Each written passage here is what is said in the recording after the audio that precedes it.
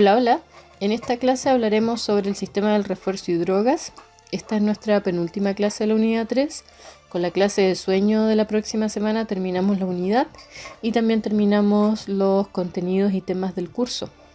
Por lo mismo quisiera hacer un llamado a que si tienen dudas, si hay preguntas respecto a los temas, respecto también a la prueba integrativa, no duden en contactarnos, en enviarnos sus dudas para que podamos responderlas en forma oportuna y no dejar todo para la última hora, ¿sí?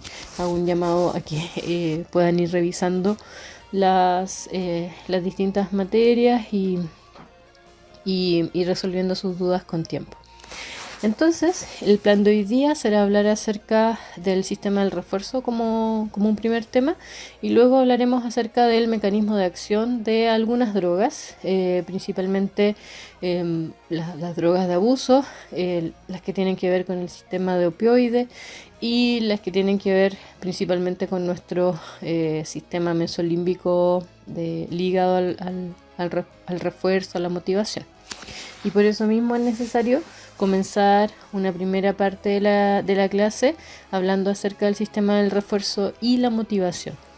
Cuando nosotros hablamos de motivación, ¿en qué pensamos? Pensamos en conductas motivadas, posiblemente, o en términos mucho más cercanos sería, pensamos en hambre, en sed, en sexo, ¿cierto? Que son necesidades fisiológicas básicas y que forman parte de este sistema del refuerzo motivacional y que van a estar modelados por distintos sistemas neuronales. Uno de ellos muy importante veremos que es el hipotálamo, estructura que ya la conocemos por su rol en la liberación de cortisol, por ejemplo. Y también hay dentro de este sistema del refuerzo se consideran también otro tipo de necesidades, pero más complejas, que tienen que ver ya con comportamientos sociales. Entonces, ¿cómo entenderemos el sistema de refuerzo-motivación? Como un conjunto de factores neuronales y fisiológicos que van a permitir iniciar, mantener y dirigir un comportamiento. Entonces, todo lo que se involucre con, por ejemplo, en iniciar, mantener y dirigir un comportamiento que nos permita alimentarnos, por ejemplo, si hablamos de una necesidad básica, o que nos permita acercarnos a un otro significativo, si hablamos con respecto a comportamientos más complejos en el ámbito interpersonal, de comportamiento social. En ambos casos, lo que está de base son vías de recompensa y placer. Estas vías están principalmente representadas en el sistema dopaminérgico mesolímbico. Acá hay que recordar las distintas vías de la dopamina. Principalmente hoy día nos centraremos en la vía mesolímbica que involucra el área tegmental ventral, el núcleo accumbens, pero también las proyecciones que van hacia la corteza y otras proyecciones que van hacia el hipotálamo o también hacia la amígdala, y veremos que está todo relacionado al fin y al cabo. Y también hablaremos y aclararemos desde el inicio que cuando hablamos del sistema del refuerzo o motivación, no solamente nos estamos refiriendo a lo placentero o a lo que puede ser considerado una recompensa, sino que también en situaciones aversivas, como una aversión a la pérdida, por ejemplo, que van a estar involucradas en esas estructuras, como ya hemos visto en algún momento la amígdala y su relación con el estrés, por ejemplo. Entonces, cuando hablamos de esta motivación o sistema del refuerzo, lo asociamos principalmente a una estructura que es muy importante en toda esta regulación porque mantiene la homeostasis de nuestro organismo, y que es el hipotálamo. ¿Sí? Acá el hipotálamo está en azulito, debajo del tálamo, que sería la estructura más grande que no está churrada ahí, y su relación con distintas estructuras, con el hipocampo, con la glándula pituitaria, con la amígdala, y detrás de esas conexiones neuronales estarán las respuestas humorales, es decir, neuronas del hipotálamo van a responder a señales sensoriales inhibiendo o estimulando liberación de hormonas, y esto ya lo vimos en la clase de estrés ligado al eje HPA. ¿Se recuerdan? El eje en el cual estaba el hipotálamo, la pituitaria y las glándulas suprarrenales. Por otro lado, la respuesta hipotalámica también tiene que ver con neuronas del hipotálamo que responden ajustando la activación de sistemas de nuestro organismo. La activación simpática y parasimpática del sistema nervioso autónomo pasan por esta regulación hipotalámica también. Y las respuestas somáticas motoras también son parte de la regulación hipotalámica, específicamente en el hipotálamo lateral, y estas ayudan a incitar la respuesta conductual. Entonces el hipotálamo será una estructura que está involucrada en la motivación de todas formas, ¿sí? Pero no es la única y no son sus proyecciones las únicas involucradas.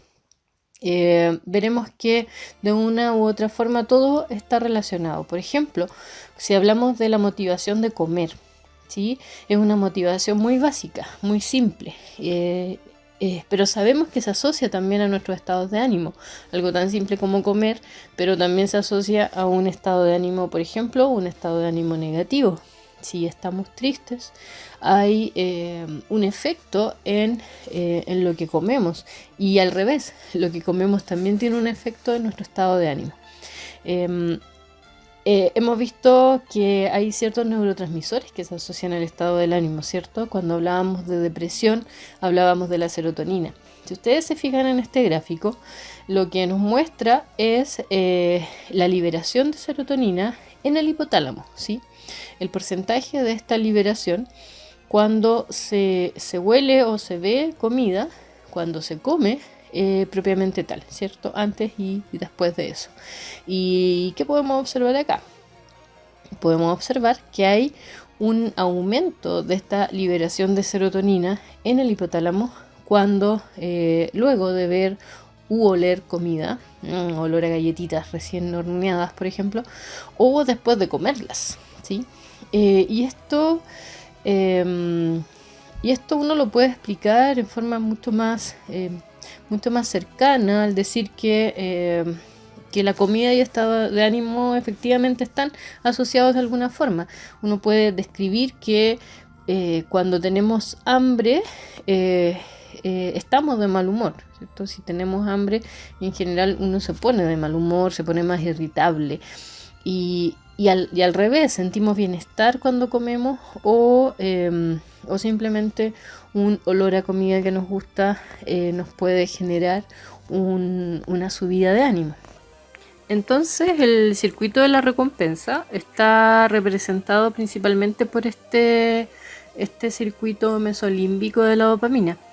Pero acá hay que tener en cuenta que si bien hablamos de dopamina, no son las únicas conexiones que van a estar involucradas, ni los únicos neurotransmisores, ni neuronas que van a estar involucrados.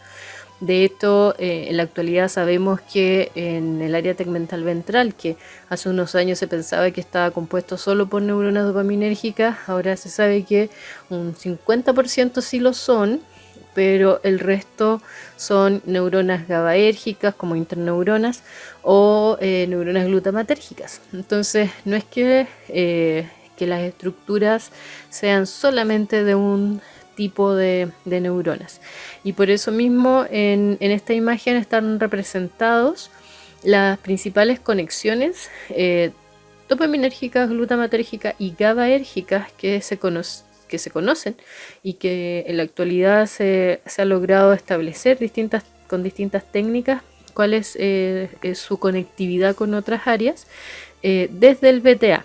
El VTA, recordemos que es el área tegmental ventral. Desde el VTA hay conexiones entonces hacia la amígdala, hacia el núcleo accumbens, hacia el hipocampo, hacia la corteza prefrontal.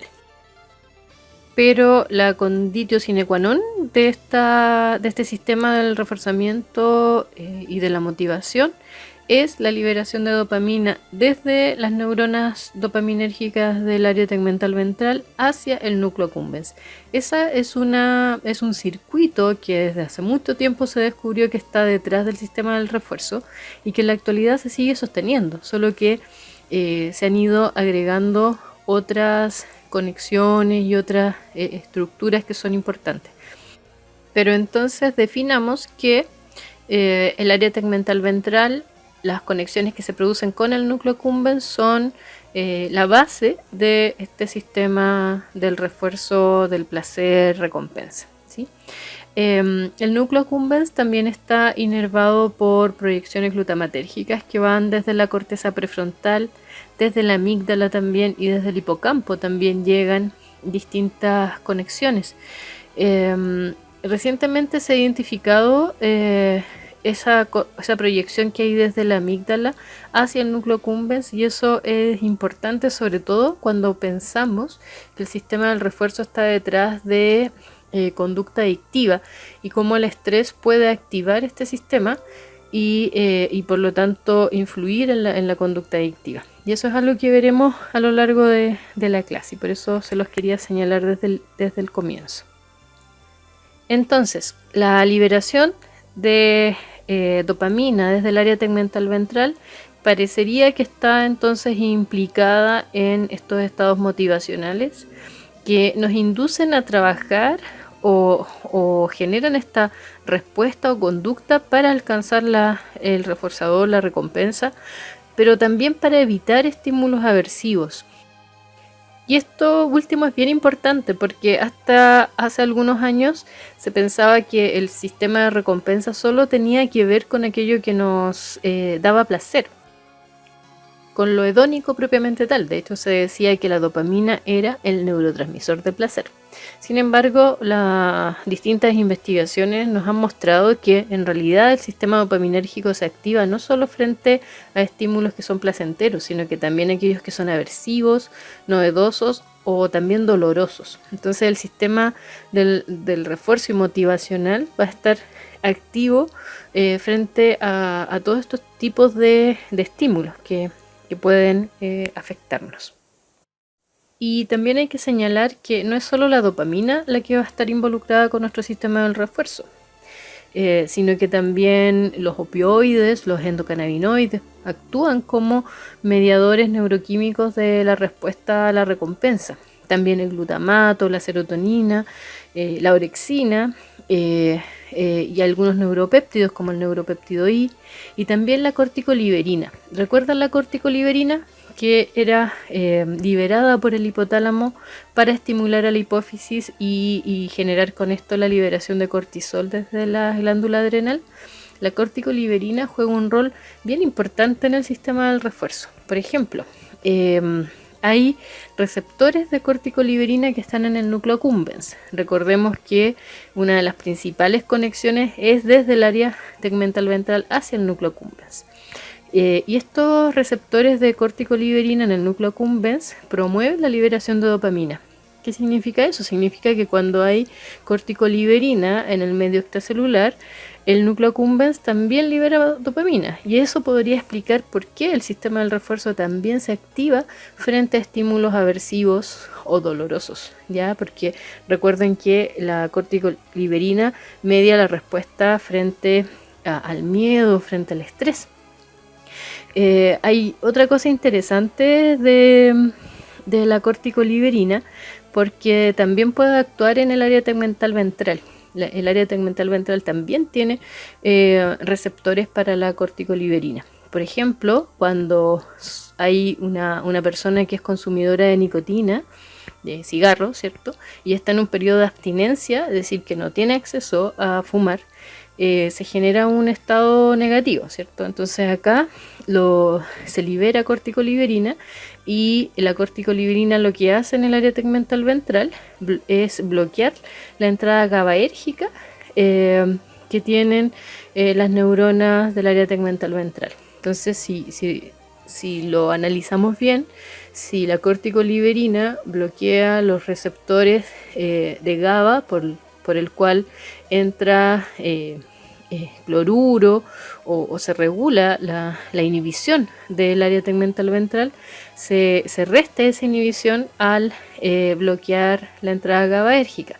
Y esto entonces tiene como consecuencia que hay una menor inhibición de la liberación de dopamina, contrarrestando el efecto aversivo de estar sin nicotina. Es maravilloso, ¿cierto? Es la forma que tiene nuestro organismo para compensar la falta de nicotina en aquellas personas que ya tienen una adicción y por lo tanto se genera un efecto negativo esta abstinencia de nicotina.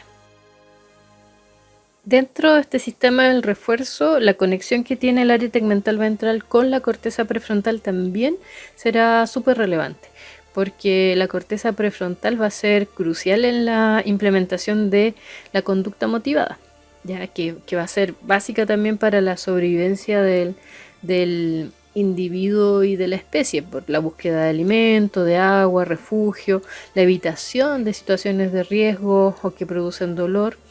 Esto requiere que haya una coordinación entre las respuestas motoras que tiene el organismo, las respuestas autonómicas, endocrinas, pero también con la toma de decisiones, ¿sí? Si hay una toma de decisión que va en contra de nuestra supervivencia, nos podemos morir. ¿Sí? Voy a comer aquello que está envenenado. Eso es una mala decisión. Entonces puede haber una motivación de hambre, pero la corteza prefrontal nos ayuda entonces a adecuar nuestras respuestas. Entonces, concretamente, las estructuras que van a estar detrás de esta regulación de la recompensa, de la toma de decisión, del comportamiento motivado, tiene que ver entonces con las proyecciones dopaminérgicas, también proyecciones GABAérgicas y proyecciones glutamatérgicas. Acá en la figura están representadas por distintos colores, ¿cierto? GABAérgica roja, la dopaminérgica en azul y las glutamatérgicas en verde. Las estructuras que están involucradas entonces, allá arriba encontramos la corteza prelímbica y la infralímbica que forman parte de la corteza prefrontal. Está el hipocampo, está el estriado dorsal, el núcleo accumbens, el pálido ventral, la amígdala basolateral, la sustancia negra y el área tegmental ventral. Esas son las principales áreas que están sustentando entonces este circuito de la recompensa y el comportamiento motivado.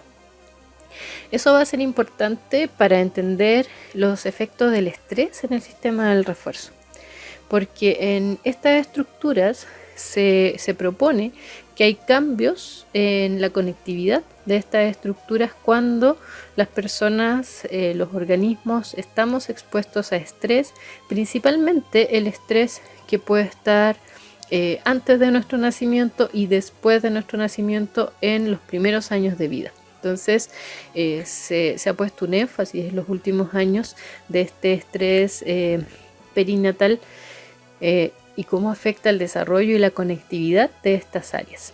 ¿Qué es lo que se propone? Se propone que cuando hay adversidad en la vida temprana, que puede ser separación materna, que puede ser poca estimulación, ocurriría lo mismo que le puede pasar a nuestra corteza visual, por ejemplo, que en algún momento lo vimos, que si no hay una estimulación adecuada, las neuronas de la corteza visual no desarrollan sinaptogénesis y por lo tanto la funcionalidad puede verse dañada por este poco desarrollo. Entonces lo que se propone es que efectivamente los eventos de la vida temprana alteran la maduración y el funcionamiento del circuito de la recompensa, porque no se expondría a claves ambientales a las personas que reforzaran este circuito, porque si hay una separación materna, si hay un maltrato, las conexiones que deberían sustentar este sistema se verían alteradas.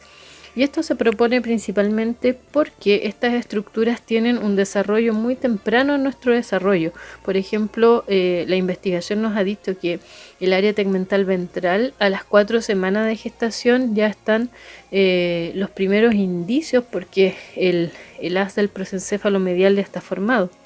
A las 19 semanas ya hay neuronas dopaminérgicas en el área tegmental ventral que pueden distinguirse de otras neuronas. El núcleo accumbens también, otra estructura que vimos que era importante en esta conexión con el área tegmental ventral, está desarrollado entre las 10 y 12 semanas. Y ya a las 12 semanas se pueden observar receptores dopaminérgicos. La amígdala, que es tan importante para la reacción frente al estrés a las 4 semanas de gestación, que eso es el primer trimestre, ya se vislumbra, y a las 16 semanas se pueden distinguir las divisiones dentro de la amígdala, o sea, con mucha más complejidad. Y la corteza prefrontal es la que sabemos que se desarrolla mucho más tardíamente, y por eso también los primeros años son fundamentales para los modelos que proponen esta disfunción en el sistema del refuerzo por estar expuesto a adversidad temprana, porque la corteza prefrontal entre los 3 y 5 años tiene una tremenda proliferación, ¿cierto?, de sinapsis, con un pic de esta densidad sináptica gracias a la sinaptogénesis, pero después seguirá desarrollándose, y después de los 17, 25, 29 años, la sinaptogénesis y la mielinización estarán completas. Entonces ahí hay un efecto que puede estar ligado a la función que ejerce la corteza prefrontal en el sistema del refuerzo, que es fundamental para guiar la conducta, para reaccionar frente a los eventos, ¿cierto? Entonces eso es lo que se propone de esta relación entre el estrés y nuestro sistema del refuerzo, que va a ser fundamental los eventos de la vida temprana en la conectividad de las distintas áreas que están detrás de este sistema. Y además se ha reportado que hay un aumento de los receptores de corticoliberina en las distintas estructuras, y eso implica también que la respuesta al estrés pueda ser mucho más exaltada por este aumento de receptores. Pero a este sistema del refuerzo también lo puede afectar el consumo de drogas, ¿sí? Y eso es lo que veremos ahora a continuación.